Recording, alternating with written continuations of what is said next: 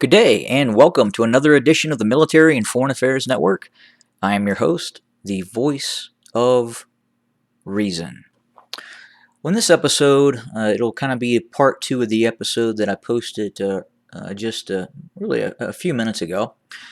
But I wanted to focus and have a look at other areas of Ethiopia and I also wanted to talk a little bit about the drone issue. I continue to get comments and requests for information about that aspect of the conflict. But the war that is taking place between the Oromo Liberation Army and the Ethiopian state, the regime of Abiy Ahmed and its Prosperity Party continues. It is a what I would define as something in excess of an industrial strength insurgency. It also has aspects of a civil war within a civil war, so to speak. And obviously, there are many Oromo peoples that truly feel that they are marginalized by the Ethiopian state. They feel that the so-called Amhara elites control the country, and there definitely is a different standard of living if you were to go into, let's say, the capital of Addis Ababa, also known as Finfinne by the Oromo people. But the quality of life inside of Addis Ababa, obviously, in some areas, is incredibly luxurious, incredibly modernized, while probably the vast majority of the people in the Oromia region do not share that quality of life. And obviously, that is a tremendous concern for a lot of the peoples in those areas, and the not just that, the obstruction of being able to make choices in one's own destiny. And obviously, that is incredibly important to many people in the Oromo region, and it has gotten to the point where many persons have decided to pick up arms against the centralized government and the Amhara region as well. But that fighting is incredibly intense now. We are seeing towns in western Oromia falling under the control of the Oromo Liberation Army, and it's just not a few. There are many towns now that are under the control of the Oromo Liberation Army. Even the town of Mindi. This town is now reportedly under the control of the Oromo Liberation Army, or it has been completely surrounded and, for the most part, under the control of the OLA. And we continue to hear about Amhara paramilitaries coming down south into the Oromo regions to prevent the kind of fall of federal control of Oromia. And in the south, we're seeing the same sort of issues. We're seeing large areas fall under the control of the Oromo Liberation Army. What is the percentage of the population that supports a succession from the Ethiopian state, supports an independent Oromo? That's hard to say. I don't believe there has been any sort of proper referendum, and maybe that's something that would need to occur in order to stop the continued bloodshed from occurring. But we've kind of passed the point of no return, so to speak, and both sides have really decided to dig in, entrench itself, and it would look like that the only solution now is going to come from a military solution in terms of what is occurring inside of the former state of Ethiopia.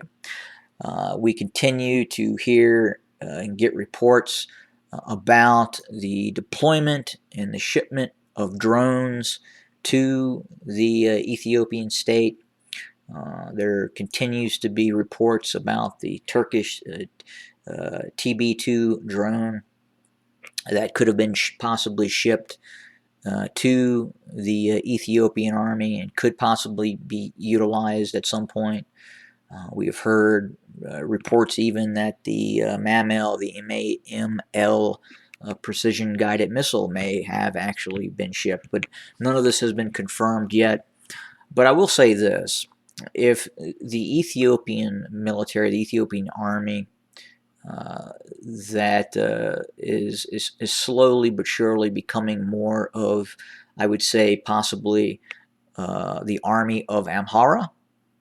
I think some people would debate that with me a bit, but the vast amount of the support of the Ethiopian state right now is coming from the Amhara region, and its power base in terms of maintaining this centralized, federalized government is really also as well focused, obviously, in the Amhara region. But if these weapons, these drones, start to become utilized, and if the parties that are on the receiving end of these drones, namely the Tigrayan Defense Forces and its allies, and possibly the Oromo Liberation Army and its allies, the TDF, this is going to make the conflict more dirty.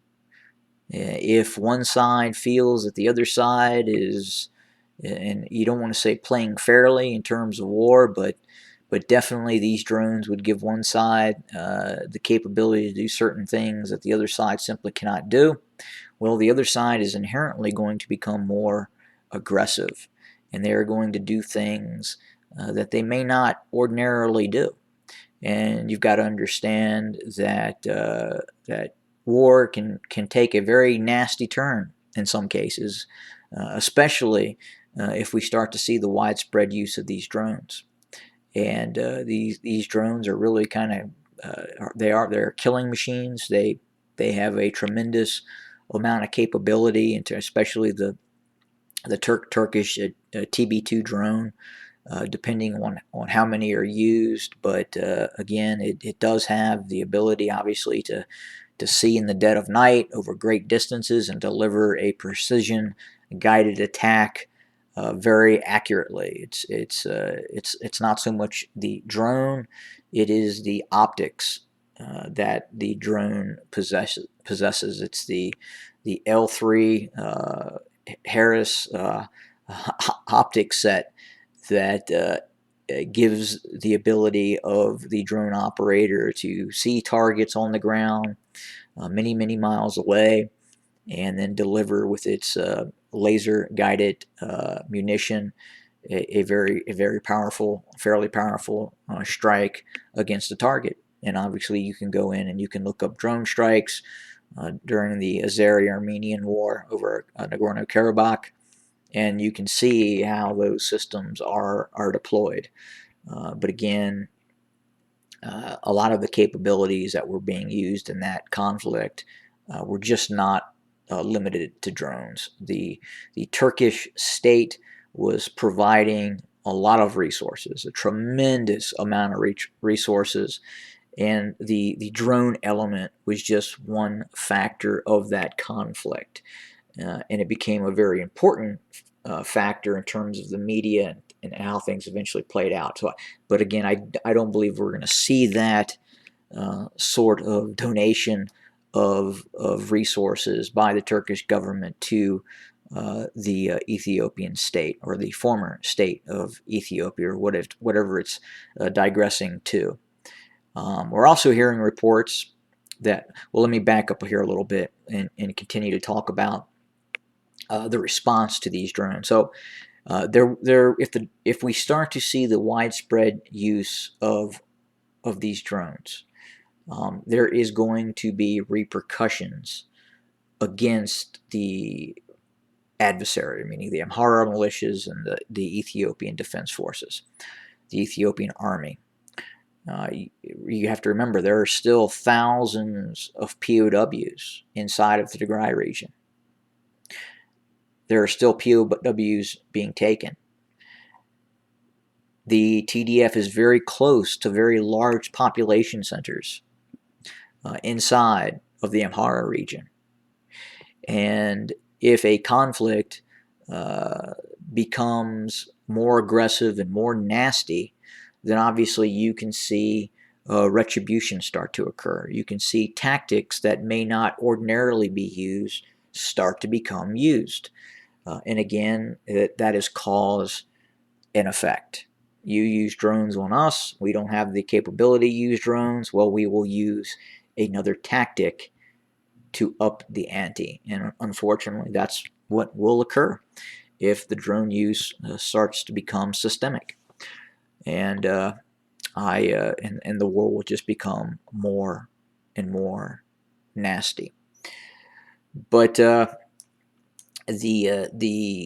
concept of how this conflict is eventually going to play out is one that I am still analyzing as we see the breakdown in society, as we see the breakdown inside of the Ethiopian state. And I do have an idea of a 6-month to 2-year outcome, and I will definitely share that at some point, and we'll see the feedback, and we'll see what people think of that outcome. But I will give it to the channel and let everyone analyze it for themselves. But that's what I have for this video, and I'll see everybody soon. Have a great day.